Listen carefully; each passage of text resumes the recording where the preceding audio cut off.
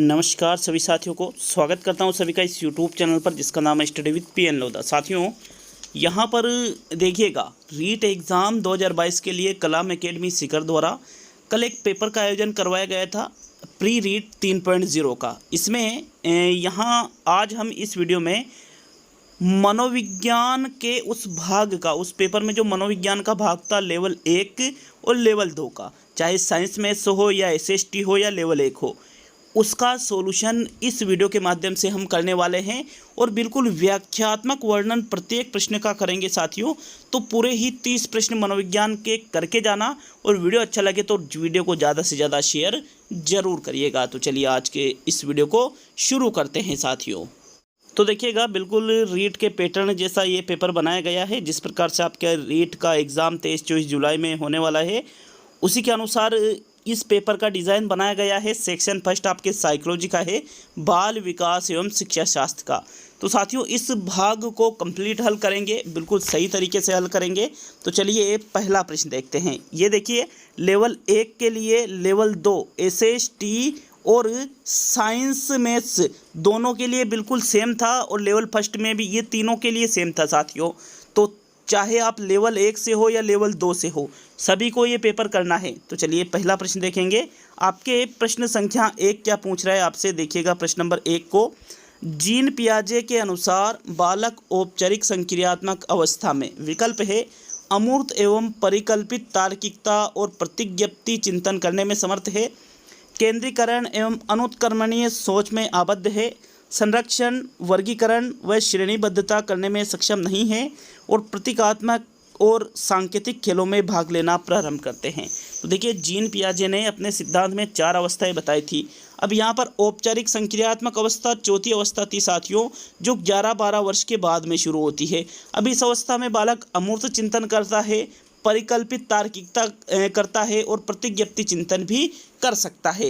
बिल्कुल ये जो तीनों ही विशेषता है ये औपचारिक संक्रियात्मक अवस्था की विशेषता है, अतः विकल्प 1 आपका सही रहेगा। देखिए इस अवस्था में बालक यहाँ पर जो चीज़ें उसके सामने नहीं होती है उसके प्रति भी वो चिंतन कर सकते हैं, मतलब अमूर्त चिंतन। तो चलिए नेक्स्ट प्रश्न नंबर 2 पे आते हैं। यहाँ पहला विकल्प आपके सही है पहला प्रश्न में। देखिए प्रश्न नंबर 2 को, तो दूसरा प्रश्न है आपके प्रश्न संख्या 2 आपसे क्या पूछ रहा है। लिखते समय किसी बालक द्वारा पेन या पेंसिल को पकड़ने के लिए उंगलियों के उपयोग से पूर्व अपने पूरे हाथ का प्रयोग विकास के किस सिद्धांत को निरूपित करता है। विशिष्ट से सामान्य कार्यवाही प्रगति, सेफेलोकोडल प्रगति, प्रोक्सिमोडिस्टल प्रगति और अनियमित प्रगति। तो अनियमित प्रगति तो इसका आंसर होगा ही नहीं, इस विकल्प को तो आप हटा सकते हो। विशिष्ट से सामान्य की ओर नहीं हो रहा है क्योंकि पहले बालक पेन या पेंसिल को पकड़ रहा है पूरे हाथ से और फिर उंगलियों का उपयोग वो कर रहा है, तो मतलब ये सामान्य से विशिष्ट की ओर बढ़ रहा है साथियों, तो ये भी गलत होगा। अब प्रोक्सिमोडिस्टल या सिफेलोकोडल, तो साथियों प्रश्न संख्या 2 में जो सही उत्तर है वो रहेगा आपके विकल्प नंबर 3 प्रोक्सिमोडिस्टल प्रगति इसको कहेंगे, जिसमें सामान्य से विशिष्ट की ओर बढ़ा जाता है। तो तीसरा विकल्प प्रश्न 2 में सही है। नेक्स्ट प्रश्न संख्या 3 को देखेंगे। तीसरा प्रश्न है आपके, ये देखिए प्रश्न नंबर 3 को। यूरी ब्रोन फेन ब्रेनर के मतानुसार सामाजिक प्रथाएं एवं सांस्कृतिक मूल्य बालक के किस परिस्थितिकी तंत्र के उदाहरण हैं। तो लघु मंडल के, मध्य मंडल के, बाह्य मंडल के और वृहत मंडल के। देखो एनसीईआरटी आरबीएससी की किताबों में से इन्होंने पेपर बनाया है क्योंकि ये चीज़ें उसमें अच्छी तरह से दे रखी है, लघु मंडल, बाह्य मंडल, मध्य मंडल, वृहत मंडल। और जो यूरी ब्रोन फेन ब्रेनर है साथियों, इन्होंने बताया है कि जो बालक की सामाजिक प्रथा और सांस्कृतिक मूल्य है इनका संबंध बालक के वृहत मंडल से है। किससे है? वृहत मंडल से है। तो चौथा विकल्प आपके प्रश्न 3 में सही है। नेक्स्ट प्रश्न नंबर 4 की ओर बढ़ेंगे। चौथा प्रश्न है आपके प्रश्न संख्या 4। निम्नलिखित में से कौन सी विशेषता एक प्रतिभाशाली बालक की है। तो धारा प्रवाह पढ़ने में कमी, मौलिक समाधानों के बारे में सोचने की क्षमता, आसानी से विचलित होने की आदत और शीघ्रता एवं स्वतंत्र रूप से सीखने की योग्यता। तो जो प्रतिभाशाली बालक की विशेषता है उसका चयन प्रश्न नंबर 4 में करना है। देखो धारा प्रवाह पढ़ने में कमी नहीं बल्कि तेजी होती है, तो बिल्कुल गलत है।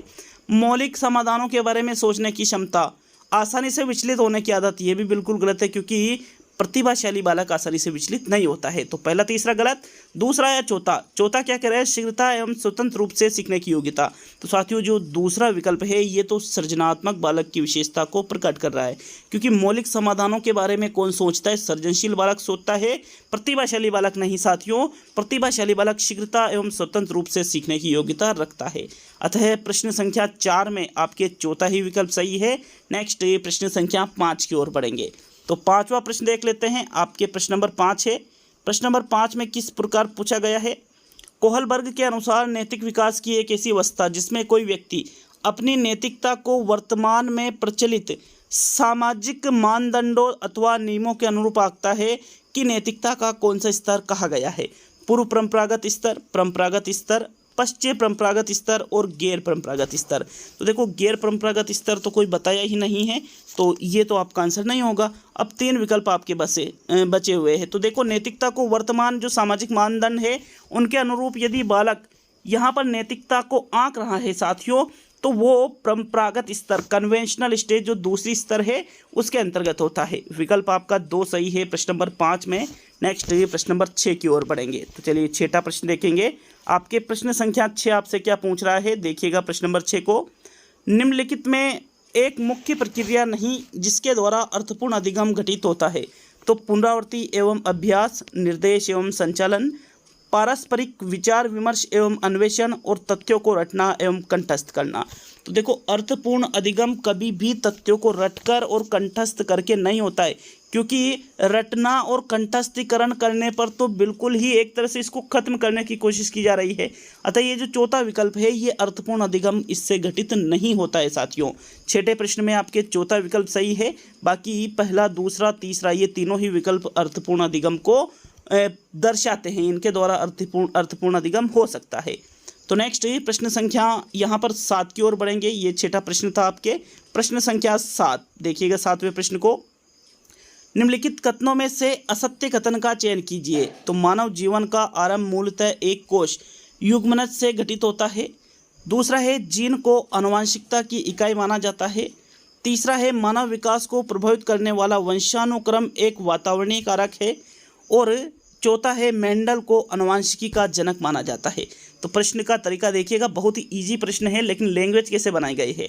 असत्य कथन मतलब गलत कथन। तो मूलतः एक कोष से मानव जीवन का आरंभ होता है और आनुवंशिकता की इकाई जीन को माना जाता है।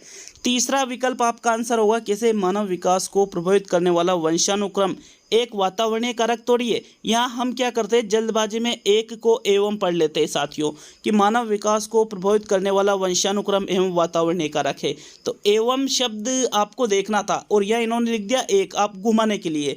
तो बहुत ही अच्छी तरह से प्रश्न को बनाया गया है, इसी वजह से प्रश्न गलत होने की संभावना है। बाकी मेंडल को ही आनुवंशिकी का जनक माना जाता है। तो आपके प्रश्न संख्या 7 में कौन सा विकल्प सही है साथियों, विकल्प नंबर जो 3 है वो आपके प्रश्न संख्या 7 का बिल्कुल सही आंसर है। ठीक है, 7वां ही प्रश्न था ये, क्योंकि ये वंशानुक्रम वातावरणीय कारक थोड़ी होता है, वंशानुक्रम और वातावरण तो अलग अलग होते हैं, इसलिए तीसरा विकल्प इसमें सही है।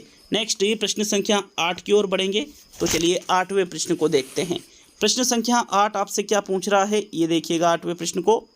प्रश्न नंबर 8, एरिक्सन के मनोसामाजिक सिद्धांत की अवस्था पहल बनाम अपराध बोध का संबंध विकास की किस अवस्था से माना जाता है। तो पहल बनाम अपराध बोध शैशवावस्था, पूर्व बाल्यावस्था, उत्तर बाल्यावस्था और किशोरावस्था। देखो किशोरावस्था तो पहचान बनाम पहचान बनाती है, मैंने आपको इस चीज़ को पढ़ा रखा है कई बार, यह आपका आंसर नहीं है। उत्तर बाल्यावस्था भी आपका आंसर नहीं है साथियों। पहल बनाम अपराध बोध पूर्व बाल्यावस्था का समय होता है। कौन सा समय होता है, पूर्व बाल्यावस्था का समय। तो विकल्प आपका जो 2 है प्रश्न संख्या 8 का सही उत्तर होगा। नेक्स्ट 9वें प्रश्न की ओर बढ़ेंगे। तो चलिए 9वां प्रश्न देख लेते हैं। आपके प्रश्न संख्या 9 आपसे क्या कह रहे हैं, अधिगम की विशेषता नहीं है, अधिगम से व्यवहार में होने वाला परिवर्तन अपेक्षाकृत स्थायी होते हैं, अधिगम एक सतत एवं अर्जित प्रक्रिया है, अधिगम सदैव बाह्य दृष्टिगत होता है और अधिगम में एक प्रकार का अनुभव सम्मिलित रहता है। तो ऐसे प्रश्नों को मैंने करा रखे हैं आपको। देखो अधिगम से स्थायी परिवर्तन होता है, बिल्कुल सही है, व्यवहार में अधिगम से स्थायी परिवर्तन होता है। लगातार चलने वाली प्रक्रिया है, अर्जित प्रक्रिया है। लेकिन तीसरा विकल्प क्या कह रहा है कि बाह्य दृष्टिगत, बाह्य दृष्टिगत नहीं होता है साथियों सदैव अधिगम, क्योंकि ये कोई जरूरी नहीं है कि बाहर से आपको दिखाई दे कि अधिगम हो गया है, तो ये जरूरी नहीं है। इसीलिए आपके जो तीसरा विकल्प है प्रश्न संख्या 9 का सही उत्तर होगा। चलिए नेक्स्ट ये प्रश्न संख्या 10 की ओर बढ़ेंगे। आपके 10वां प्रश्न है, रॉबर्ट गेने के अनुसार अधिगम का सर्वोच्च स्तर है संप्रत्यय अधिगम, समस्या समाधान, श्रृंखला अधिगम और संकेत अधिगम। तो भाई रॉबर्ट एम गेने ने यहाँ पर अधिगम के 8 प्रकार बताए हैं, जिसमें संकेत अधिगम सबसे निम्न स्तर का अधिगम होता है और समस्या समाधान अधिगम सबसे उच्च स्तर का अधिगम होता है साथियों। तो इस प्रकार हम कह सकते हैं कि जो सर्वोच्च स्तर का अधिगम है रॉबर्ट गेने के अनुसार वो क्या रहेगा, समस्या समाधान अधिगम। दूसरा विकल्प साथियों आपके प्रश्न संख्या 10 में सही है। नेक्स्ट 11वें प्रश्न की ओर बढ़ेंगे। वापस कह रहा हूँ, वीडियो अच्छा लगे तो कम से कम 2 जगह वीडियो को शेयर जरूर करिएगा साथियों। प्रश्न संख्या आपके 11 है, ये देखिएगा 11वें प्रश्न को। प्रश्न संख्या 11, सूची 1 को सूची 2 से सुमेलित करते हुए सही कूट उत्तर का चयन कीजिए। तो सूची फर्स्ट मनोवैज्ञानिक, सूची सेकंड संप्रत्यय, कि भाई किस मनोवैज्ञानिक ने कौन सा संप्रत्यय दिया है।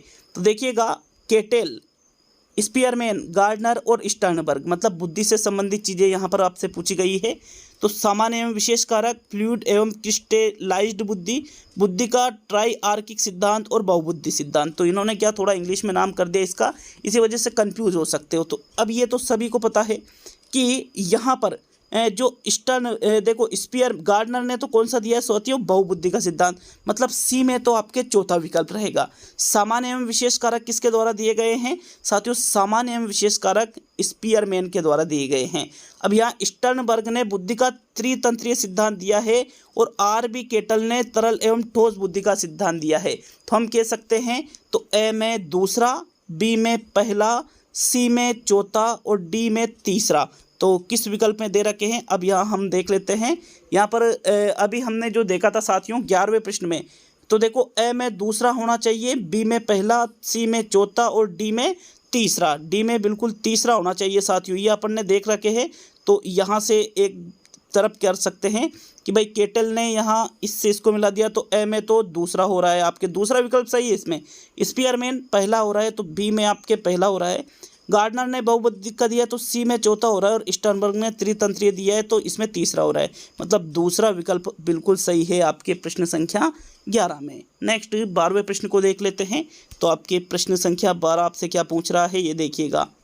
निम्नलिखित में से कौन सा डिस्प्रेक्सिया के लक्षणों में से एक है, वर्तनी समझने में समस्या, गणितीय गणना करने में समस्या, एक कलम पकड़ने और लिखने में समस्या और भाषा के उच्चारण की समस्या। तो बताइए प्रश्न 12 में इनमें से कौन सा आपका आंसर है, डिस्प्रेक्सिया के लक्षणों में से एक है। तो गणितीय गणना करने में तो डिसकैलकुलिया हो जाता है, तो ये आपका आंसर नहीं है। वर्तनी समझना भी इसके अंतर्गत नहीं आता है साथियों। डिस्प्रेक्सिया की बात की जा रही है, उच्चारण में नहीं, कलम पकड़ने और लिखने में समस्या डिस्प्रेक्सिया के अंतर्गत आता है। 12वें प्रश्न में आपके तीसरा विकल्प सही है। नेक्स्ट ये प्रश्न नंबर 13 की ओर बढ़ेंगे। तो चलिए 13वां प्रश्न देख लेते हैं। आपके प्रश्न संख्या 13, एक 17 वर्ष की महिला समान परिस्थिति में अधिकांश लोगों द्वारा खाए भोजन से अधिक और बेहिसाब मात्रा में भोजन करती रहती है। उसके बाद वह प्राय सप्ताह में 3-4 बार बलात् उल्टी कर देती है। वह महसूस करती है कि इस पर उसका नियंत्रण नहीं है। उसकी शारीरिक जांच के परिणाम सामान्य हैं और वजन भी सामान्य है।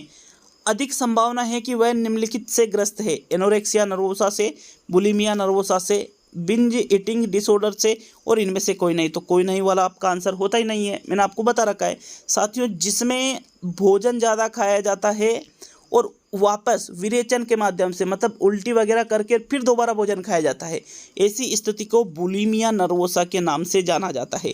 जबकि एनोरेक्सिया नर्वोसा में व्यक्ति कुछ भी नहीं खाता है मोटा होने के डर से, और इसमें बहुत ज़्यादा खाता है बुलिमिया नर्वोसा में। तो ये चीज़ें आपको बिल्कुल कंठस्थ याद रखनी है, पढ़ा रखिए ये भी चीज़ें मैंने आपको। तो 13वें प्रश्न में आपके दूसरा विकल्प सही है। नेक्स्ट ये प्रश्न नंबर 14 की ओर बढ़ेंगे। 14वां प्रश्न देखते हैं। आपके प्रश्न संख्या 14 है, सूची 1 को सूची 2 से सुमेलित करते हुए सही कूट या उत्तर का चयन कीजिए। सूची फर्स्ट घटना, सूची सेकंड मनोवैज्ञानिक।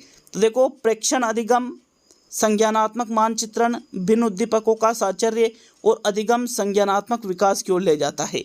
सूची 2 है स्किनर, वाइगोस्की, बंडूरा और पावलोव। तो इनका मिलान करना है। तो सबसे पहले आप क्या, भले पूरे याद नहीं हो कोई दिक्कत नहीं, आपको 1-2 का मिलान कर लो, आप आसानी से प्रश्न को हल कर सकते हो। प्रेक्षण अधिगम किसने बताया है साथियों? तो बंडूरा ने बताया है। तो ए में आपके 3 होना चाहिए। अब ए में 3 किस विकल्प में है? ए में 3 यहाँ 3 विकल्प में है, मतलब इस विकल्प को आप हटा सकते हो। अब इसके बाद में जो बी को देखेंगे तो यहाँ बी में संज्ञानात्मक मानचित्रण किसने दिया है साथियों? संज्ञानात्मक मानचित्र इनमें से स्किनर के द्वारा दिया गया है। बी में आपके पहला होना चाहिए, तो बी में आपके पहला भी यहाँ पर दे रखा है चौथे विकल्प में और दूसरे विकल्प में। अब आपका तीसरा भी गलत हो जाता है, तो पहला तीसरा गलत हो गया। अब बी और डी ही आपके ऑप्शन बच रहे हैं साथियों। अब देखिएगा सी में देखते हैं, तो सी का संबंध किससे? भिन्न उद्दीपनों का साहचर्य किसने बताया? पावलोव ने। तो सी में चौथा आना चाहिए। तो सी में चौथा किस में आ रहा है? बी में आ रहा है। तो अब मिल ही नहीं रहा है कोई सा भी, यहाँ पर डी भी गलत हो जाता है। तो बी ही विकल्प आपका प्रश्न संख्या 14 में सही रहेगा साथियों। नेक्स्ट प्रश्न संख्या 15 की ओर बढ़ेंगे। तो चलिए 15वां प्रश्न देख लेते हैं। आपके प्रश्न नंबर 15 है, निम्नलिखित में से कौन सी एक सृजनात्मक चिंतन को प्रोत्साहित करने का सही तरीका नहीं है? विकल्प है ब्रेन स्ट्रोमिंग, डायरी रखना, मस्तिष्क प्रतिकृतिकरण और धन का प्रस्ताव रखना। तो यहाँ पर जो चौथा विकल्प है वो साफ साफ कह रहा है कि धन का प्रस्ताव रखना सृजनात्मक चिंतन को प्रोत्साहित नहीं करता है साथियों, क्योंकि सृजनात्मक चिंतन और धन का प्रस्ताव रखना कहीं से कहीं तक कोई संबंध ही नहीं है। अतः आपके जो चौथा विकल्प है ये सृजनात्मक चिंतन को प्रोत्साहित नहीं करता है। तो प्रश्न नंबर 15 में चौथा ही विकल्प आपका सही रहेगा। नेक्स्ट प्रश्न नंबर 16 की ओर बढ़ेंगे। तो चलिए 16वां प्रश्न देख लेते हैं। आपके प्रश्न नंबर 16 है, निम्न में से किसने उपलब्धि अभिप्रेरणा के संप्रत्यय सिद्धांत निर्माण पर अधिकांशतः कार्य किया? तो रोजर्स, सीआर ने, जूलिया रोटर ने, डेविड मैकलेन ने और विक्टर फ्रेंकल ने। तो देखिए उपलब्धि अभिप्रेरणा के बारे में 16वां प्रश्न पूछ रहा है। मैंने आपको पढ़ाया था साथियों, उपलब्धि अभिप्रेरणा के बारे में किसके द्वारा कार्य किया गया? डेविड मैकलेन के द्वारा, क्योंकि उपलब्धि अभिप्रेरणा के जनक भी कौन है? डेविड मैकलेन ही है साथियों। विकल्प 3 आपके 16वें प्रश्न में सही है। नेक्स्ट प्रश्न नंबर 17 की ओर बढ़ेंगे। तो चलिए 17वां प्रश्न देख लेते हैं। आपके प्रश्न नंबर 17, बंडूरा के सामाजिक अधिगम सिद्धांत का प्रमुख केंद्र है नैतिक संवेग, नैतिक तर्क, नैतिक व्यवहार और नैतिक संवेग तर्क। तो 17वें प्रश्न में देखिएगा बंडूरा ने जो सामाजिक अधिगम का सिद्धांत दिया है इसमें नैतिक संवेग नहीं बताया है, ना ही नैतिक तर्कना, बल्कि बालक का व्यवहार बताया गया है नैतिक रूप से। तो मतलब तीसरा विकल्प आपके प्रश्न 17 में सही आंसर है साथियों। नेक्स्ट प्रश्न नंबर 18 पे आएंगे। 18वां प्रश्न है, एनसीएफ 2005 की संस्तुतियों के अनुसार कक्षा 1 व कक्षा 2 के विद्यार्थियों के लिए मूल्यांकन का तरीका होना चाहिए। तो इस प्रश्न को मैंने कई बार करवा रखा है साथियों, लिखित परीक्षण के आधार पर, मौखिक परीक्षण के आधार पर, लिखित एवं मौखिक परीक्षण के आधार पर और प्रेक्षण के आधार पर।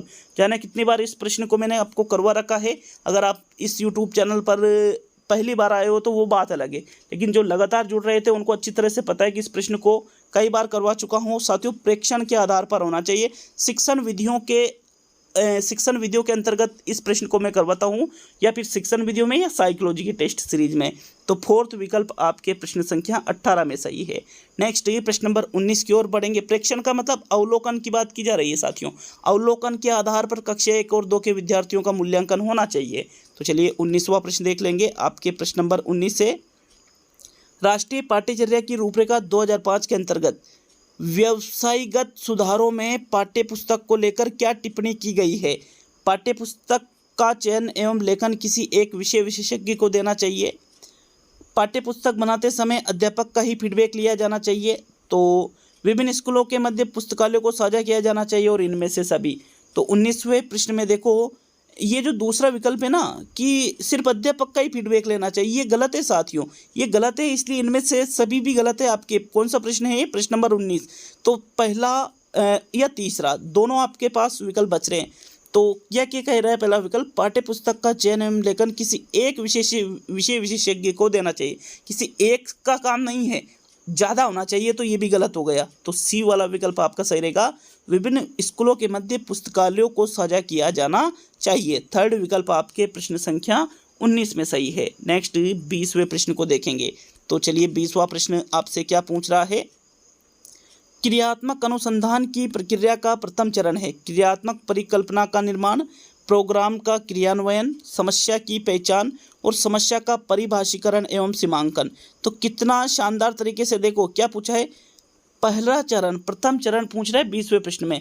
तो भाई क्रियान्वयन तो बाद में करेंगे ना, पहले क्रियान्वयन, प्रोग्राम का क्रियान्वयन सबसे पहले कर दोगे क्या, समस्या का परिभाषीकरण भी बाद में करोगे। सबसे पहले तो हम क्या करेंगे, समस्या की पहचान करेंगे, तभी तो क्रियात्मक अनुसंधान कर सकेंगे। इसलिए 20वें प्रश्न में आपके तीसरा विकल्प सही रहेगा।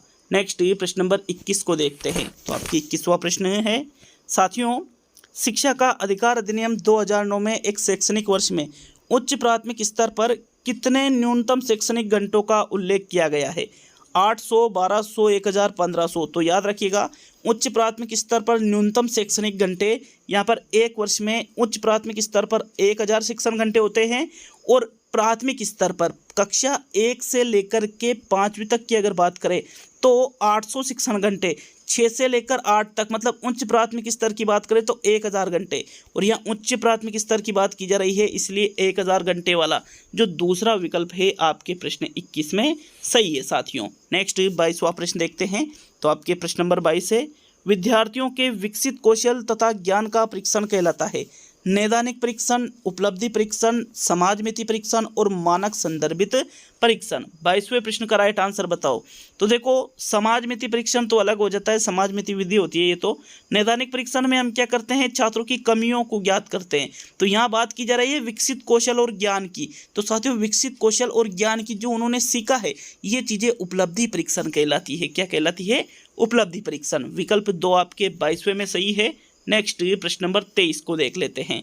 तो चलिए 23वां प्रश्न देखेंगे। आपके प्रश्न नंबर 23 है, शिक्षा में सुधार के लिए विभिन्न आयोगों की सिफारिशों में आंतरिक जांचों की संख्या बढ़ाने की सिफारिश की गई है, क्योंकि आंतरिक जांच अधिक निष्पक्ष होती है, अधिक वैध एवं विश्वसनीय होती है, सभी पक्षों का मूल्यांकन करती है और यह मूल्यांकन तटस्थ होता है।